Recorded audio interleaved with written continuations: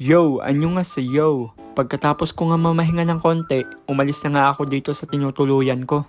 At may bala kasi akong puntahan ngayong gabi. Nasa Pilipinas pa lang ako, isa na talaga to sa mga bucket list ko na mga gusto kong gawin kapag nakapunta na ako dito sa Korea. At ngayon nga na nandito at may time na ako, finally magagawa ko na siya. At ayun nga ay ang mag-picnic sa may Han River. Yung sobrang laki at sikat na ilog dito sa Korea. Doon kasi talaga yung spot pag gusto mo mag-picnic or di kaya mag-unwind. At first time ko nga lang makakapunta doon ngayon. Kaya gumagamit nga ako nitong navigator. Sobrang hina ko pa naman talaga sa direction sa totoong buhay.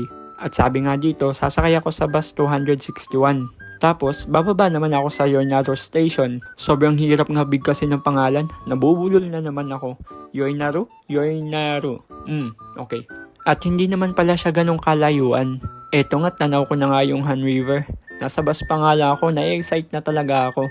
At finally, nandito na nga ako sa Yornaru Station. Kaso nga lang, pagdating ko, bad news, umuulan na malakas. Although expected ko naman na talagang uulan, kaso wala nga din pala akong dalang payong. Buti na nga lang at may dala nga ako nitong sombrero. Hanggang sa inabot na nga ako ng dilim, hindi pa din tumitila yung ulan.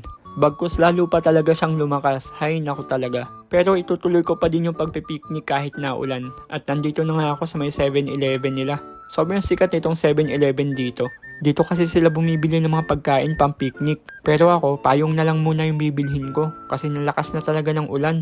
At kahit nga lumakas na yung ulan, ayaw ko naman umuwi at mapunta na lang sa wala tong pagpunta ko dito. Bali pumunta na nga pala ako dito sa riverside ng Han River. At sobrang gaganda ng mga building. Mas maganda kasi talaga kapag gabi ka pumunta. Kasi kitang-kita mo dito yung mga city lights. Mas maganda nga siguro to kung hindi umuulan. Pero okay na din para hindi masyado madami yung tao. Hala, ang damot, inangkin yung Han River. Tapos, ito nga pala siya kapag sa malapitan na talaga. Sobrang dami daw tumatalon dito sa Han River, pero ewan ko lang At kahit nga sobrang lumakas na nga itong ulan, sobrang na-enjoy ko pa nga din yung pagpunta ko dito. Kahit medyo basa na nga yung laylayan ng pantalon ko dyan. At medyo malalim na nga din yung gabi, kaya bumalik na nga ako dun banda sa may 7-Eleven. At saka nagugutom na din kasi talaga ako. May picnic ba na hindi kakain? Alam niyo ba kung bakit sobrang sikat nitong 7-Eleven dito? Bukod kasi sa ikaw na yung pipili na kung anong kakainin mo, dito mo na nga din siya lulutuin at ikaw nga mismo yung magluluto. Kaya sobrang nakakatawa kasi damang-dama mo talaga yung picnic spirit. Bali, siniramyun nga pala yung kinuha ko tapos kumuha din ako ng triangular na kimbap at saka kumuha nga din ako ng itlog.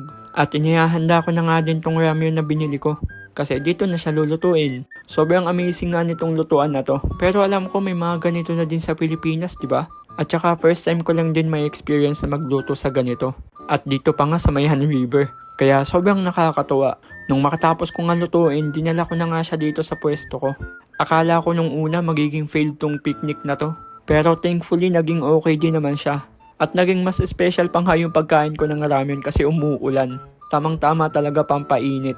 Kasi medyo nabasa na din kasi talaga ako dyan Tapos yung bag ko nabasa na din. Pero okay lang kasi na-enjoy ko naman siya. At saka maliligo na lang ako pagdating ko ulit dun sa tinutuluyan ko. Hindi ako pwedeng magkasakit, madami pa akong gagalaan Tapos ang galing nga habang kumakain ako, nakita ko nga itong mga Korean na nagja-jogging. At itinapon ko na nga din pala sa tamang lalagyan yung mga pinagkainan ko. Tapos ito nga, pauwi na ako. Nagsaboy na nga lang pala ako nung pauwi na. At thank God hindi ako naligaw kahit masyadong late na yung gabi. Sobrang dami ko pang gagalaan bukas. Kaya see you. Annyeong!